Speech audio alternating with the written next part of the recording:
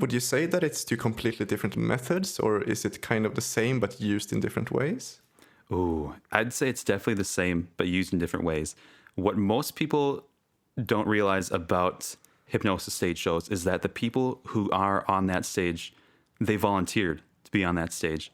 And clearly, but that's important because they knew before they went on that stage they were probably going to do some ridiculous things, and they were basically signing up for that.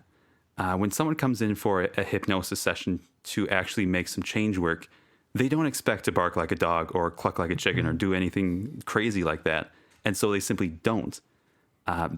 When you're working with someone in hypnosis, what you're essentially doing is communicating with their unconscious mind, that part of them that controls their basic functions, essentially, from their heart valves to their liver enzymes, the basics of keeping ourselves alive, but also our emotions, our inner drives.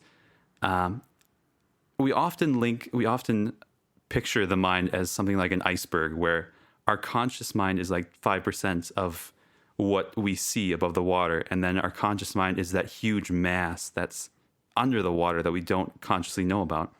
And so in a hypnosis session, a consulting hypnosis session, I'm a little bit hesitant to use the word hypnotherapy, because to use hypnotherapy, you technically have to be a licensed therapist.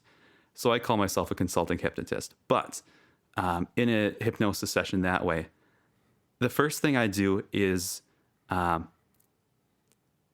remove their fears to establish that connection, that this is a modality that we're using for change. It's not something that is mind control.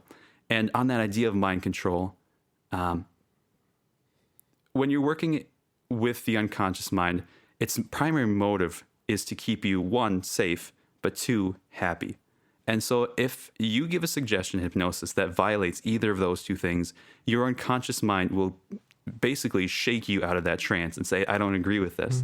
I actually had a hypnosis friend who tried this with their own clients willingly. He kind of pre-framed this before the session, but he would give them a negative suggestion near the end of their trance, something like, you'll give me $5 after the trance, or you'll tell someone on the street you love them. And every single time, without fail, their unconscious mind just shook them out before before the session ended, because it didn't agree with what was being said. And I really encourage people to just have an open mindset about it in that session, because then we go into it, we relax them, and I give them suggestions. And the suggestions themselves are very important, because we craft those suggestions beforehand. It's not like me. It's not that I tell them what I think would be best on my opinion. It's us crafting together what their suggestion would be like. Let's say someone comes in for anxiety.